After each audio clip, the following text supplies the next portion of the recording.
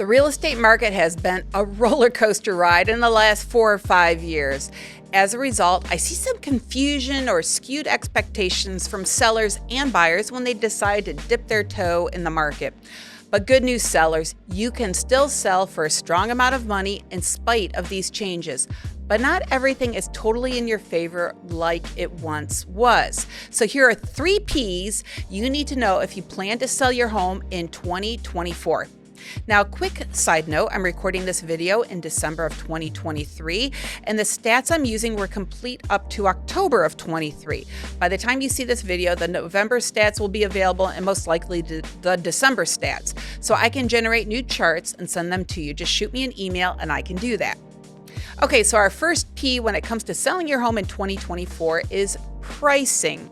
Now, I'm going to lead with the best news of all. The average sale price in Sarasota and Manatee counties for single-family homes, condos, and townhomes are still very strong. So if you look at this chart, you will see that in January of 2019, the average sale price was $362,000. In April of 21, it spiked to $545,000, and then it topped to $634,000 in June of 2022. Now, have prices gone down some? Yeah, they have, but compared to just a few years ago, the prices have remained high. And you can see in 2023, they did bounce around quite a bit. They did pop up and down, but this shows that the strength of the Sarasota market. There are fluctuations, but we're not in this downward trajectory. Now, another way I like to describe it to people to help them, if you're not a numbers or chart person, is okay, if this was the pricing during COVID or before COVID, so a little bit lower, and then this is the pricing during COVID when everything was high, this is the pricing today. So it's just a little bit lower, but you are in still really good shape in terms of getting a strong sale, on your property. The next chart I want to show you is the percentage of the sale price compared to what it was listed at. So in January of 2019, the homes sold for 95% of the list price on average. Then in 21 and 22, of course, we peaked at properties selling at the list price or even higher. Now that's settled down quite a bit, and they're now selling at 96.7% of the list price. Now, don't think that you could just list your home for whatever number you want to sell it for, and then you're going to get 96 or 97% of that. I've had sellers tell me that. That's not what it means, but it means that once your home is listed close to market value, it will sell, and it will sell close to that list price. Now, what does all of this mean to you as a seller? First, you can sell your home for a solid price. It may not be what your neighbors sold theirs for in 2022, but still better than early 2020. The average price has gone down just a bit, but you have not missed out on any great opportunities. Next, homes can sell for very close to list price. The closer you list it to the market value, the better. You do not need this big gap for negotiations. I still hear that from sellers, and that's not been the case for about 10 years, to be honest with you. Buyers know what they want and what they're willing to, and that they're really willing to pay market value for. Plus, with so much information online, buyers can look at comps for themselves, and they often know before they even look at the home if it's priced well or not, and sometimes they don't even bother to look at the home if they think the seller isn't being realistic with their pricing. So first, pricing. Number 2, let's talk about patience. That's our next P. So yes, the pricing's gone down just a bit from the last year or so, but you do need to be patient because they aren't selling as fast as they once were. In 2019, the average days on market or average time to contract was 40 days on the low end and like 61 days on the high end. With the exception of 1 month at the beginning of COVID in 2020, the time a property was on the market got lower and lower, and as low as 6 days on average, although it really felt more like 6 hours most of the time. Now the average time on the market is like 30 to 33 days. So what does that mean to you, seller? It means you need to be a little bit more patient. Homes aren't going under contract fast like they were before. Now, keep in mind, this time frame is the average. It could be a little bit less, it could be a little bit longer, and it does go back to pricing. The closer your price is to the market value, the faster it's going to sell. And if you do start off higher in hopes of getting more, and in time you reduce the price, of course, the home is going to sit longer on the market. It's kind of like you're resetting it. So you not only want to be patient with the time frame, but you want to be patient with the buyers themselves. Sellers get discouraged if there have been a good number of showings, but no offers or even negative feedback. Now, of course, depending on the feedback, you may need to make some improvements or some little changes in the home, but sometimes that's not the case. Some things just are what they are. We just haven't found the right buyer for the home yet. And some of our buyers come down and just look at first with no intent to buy on a particular trip. Maybe the following year they're going to buy. And it happens all the time. So don't be surprised by that. Some buyers need to explore more homes first and see what's out there for the money before they make a decision. And then they may come back around. And actually, this is exactly what happened to my parents when they bought their current home that they live in right now. I saw this home online, and just from the pictures, I told them that this was going to be the one and why I thought it was better than the other homes they were looking at. It needed a little bit of work, but it wasn't too bad. And my mom dismissed it right away. Well, I finally talked them into taking a look at it. In fact, I was out of town and a colleague showed it to them for me.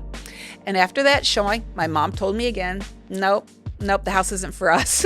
And the house sat longer, and I told her I wanted to take them to look at the house. It was vacant, so it was easy to get into, and we spent a long time in the home. I was able to point out the benefits of this home and why I thought it was a really good fit for them. Well, they've now been in this home for 8 or 9 years, and they're so glad that none of those other homes that they put offers on worked out. They did actually put offers in on a couple of different homes, but it just took them time. So just because a buyer says no today, they may come back around in the future. So don't lose hope. You've got to be patient.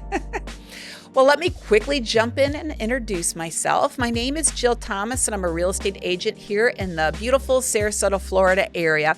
And each week I bring new videos about real estate in my market to help you out, to help you make the best decisions for yourself. Now, I encourage you to hit the subscribe button and keep watching. But wait, there's more. Please use me as a resource. I'm here to help you out and answer your very specific questions. You can schedule a 30-minute phone call with me by clicking the link down below. You can also just shoot me an email, text me, whatever's easiest for you. And I'm happy to help you figure out if buying or selling is the next best step for you. And in the end, if Sarasota isn't the place for you, I have a great network of agents I can connect you with, someone in another town that would be a good fit for you. So please know I'm happy for you to use me as a resource.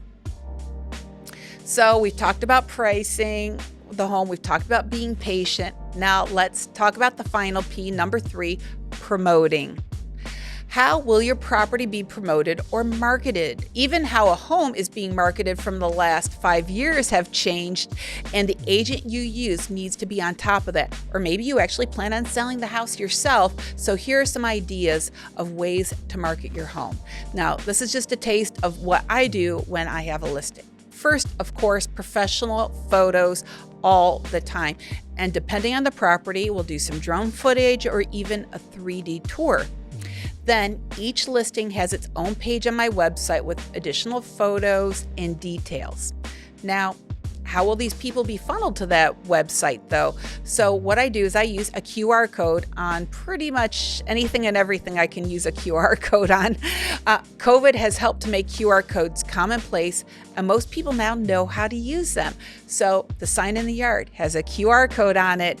Gone are the days of flyers in a box under that sign that need to be refilled or get wet all the time.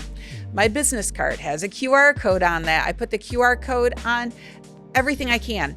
And then for me, I direct the QR code to something called a Linktree account, and it's just not my main website. So, and then at the top of this, my listings are there readily, easy to find for those buyers who are clicking that QR code. They can find it, get to that property, see the pictures, and get all the details on it. Then I also make a walkthrough video that goes on YouTube. And I love this because often when people are looking from out of state, it's a huge help. And with the buyers I work with, if there's a property they like, I'll go over to the property, take video, and I send it to them. I've got a good system for that. I've gotten pretty good at doing those videos, but some agents just don't have that skill set yet. So if an agent makes an inquiry on one of my listings, I'm going to send them that YouTube link of the walkthrough video to be of help to them and their buyers, because of course I want your home or the home to get exposed to. And then of course these buyers can find the video on their own on YouTube as well. My listings go on my newsletter that goes out to my really large database of those who live locally and those who are in other areas. I do ads that go on websites like weather.com, places like that. A single image ad, again, takes it to the Linktree account. I do targeted ads on Facebook and Instagram. I promote the listings, just not in the Sarasota area, but our biggest feeder markets like New York City, and the West Coast of the United States. That's a really big deal. And so that's a help to get good exposure for the property. And then open houses if a seller wants them. Some people want them, some people it's a hard pass. So either which way. So with a lot of these methods, I can actually track the analytics. How many people are looking at the home on the website? How many are clicking the link from the QR code? How many people are looking at the ad on Facebook and Instagram? It's just a really nice way to be able to track these statistics, send them to the sellers so they can see what's going on. And then I can also make adjustments to the marketing based on these numbers, because no two properties are alike. We cannot promote each property the exact same way. It's kind of an art and a science. And so I'm always working to improve my systems, my methods, to keep it current and fresh. That's a really important thing to do. Homes still need to be promoted to get in front of the most eyes, and so you can get the most money. Now, of course, I pay for all of these things. I pay for all the marketing. I don't look to the seller to do that. Well, let's wrap this up. The 3 P's to selling a home in 2024: pricing, patience, and promotion. All are necessary regardless of the style, location, price point, and condition of the home. Now, one more quick point I want to make when it comes to looking at the statistics. The numbers I gave cover 2 counties, and it does give really solid direction. But Lakewood Ranch can be really different than Siesta Key, which is different than Parrish, and that's different than Central Sarasota. It's different than Palmer Ranch or Welland Park. So I refer to all these areas as submarkets, and we can look at the market on a large scale like we did today, and then we can narrow it down to these submarkets or zip codes or even a specific neighborhood. So that's really important to take that kind of approach and figure out what exactly a property needs, and we're going to customize that. So it's a good thing. Now, on to the next segment. One thing I love and one thing I hate about Sarasota. So one thing I love. The Sarasota area is known for their theaters, and of course, we have some lovely larger venues like the Van Wezel and the Oslo.